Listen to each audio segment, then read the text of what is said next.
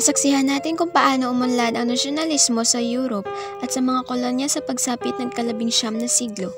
Sa ekonomiya, ang revolusyong industriyal na pabago sa takbo ng pamumuhay ng tao tungo sa ekonomiyang nakabatay sa industriya. Ang mga tuklas sa agham ay nagbigidaan sa pagpapabuti sa pamumuhay ng tao kaya naging posible ang paglaki ng populasyon. Sa kabuuan, positibo ang kapaligirang tinatahak ng sangkatauhan, partikular sa mga Europeo sa pagpasok ng ika-20 siglo. Subalit sumiklab noong ika-2 dekada ng ika-20 siglo ang unang digmaang pandaigdig. Nagdulot ito ng malawakang pagbubuwis ng buhay, pagkasira at pagbabago sa kayusan ng daigdig. Mga naging dahilan ng pagsiklab ng unang digmaang pandaigdig: militarismo, alyansa, imperialismo, nasyonalismo, at ang pagpatay kay Archduke Francis Ferdinand. Mga pangyayari sa unang digmaang pandaigdig. Noong 1908, sinakop ng Austria ang Bosnia-Herzegovina at ang lalawigan ng Balkan. Maghanda kayo dahil lulusubin natin ang Bosnia-Herzegovina! Ma'am! Yes, ma'am! Maghanda kayo dahil maaari tayong lusubin ng mga kalaban! Masusunod po! Maghanda kayo sa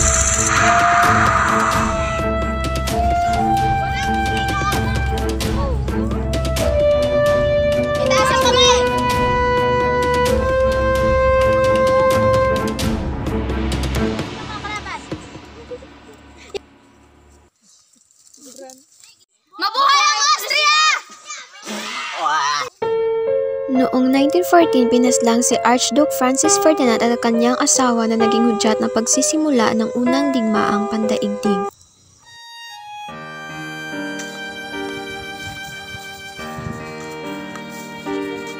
Maayos naman po.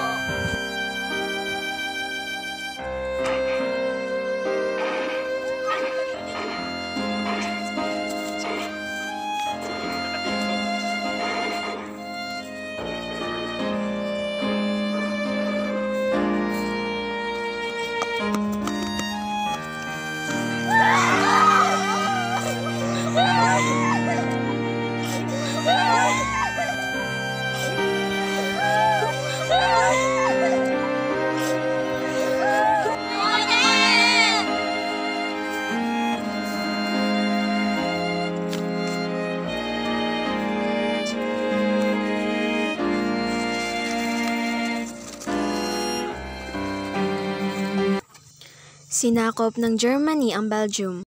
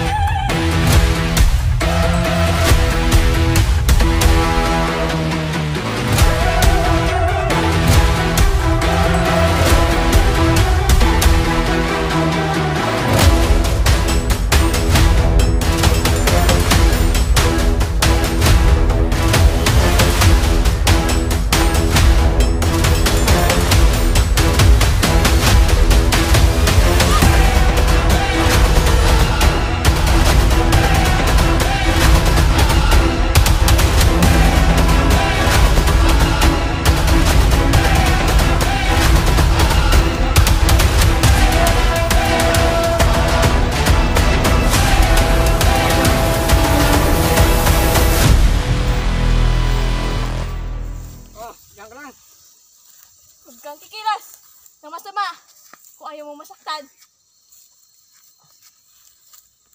Mabuhay! Nagdeklara ng digmaan ang Great Britain sa Germany. Magdideklara tayo ng digmaan laban sa Germany! Yes, ma'am!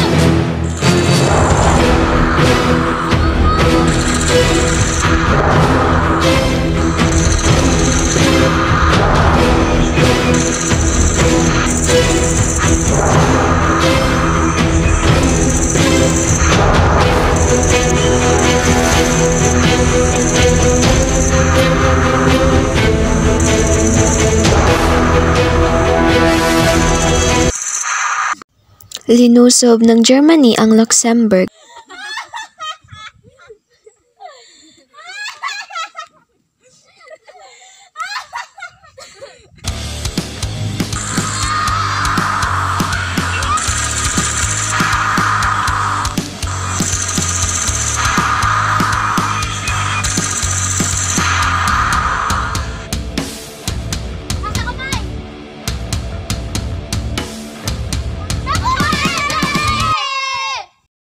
Noong 1915, sumali sa Central Powers ang Bulgaria, pinalubog ang Lusitania ng Amerika, at noong 1916, napasailalim sa Central Powers ang karamihan sa mga estado ng Balkan. Noong 1917, nagkaroon ng revolusyon sa Russia. Nagdeklara ang US ng digmaan laban sa Germany. Magdedeklara tayo ng digmaan laban sa Germany. Masusunod po.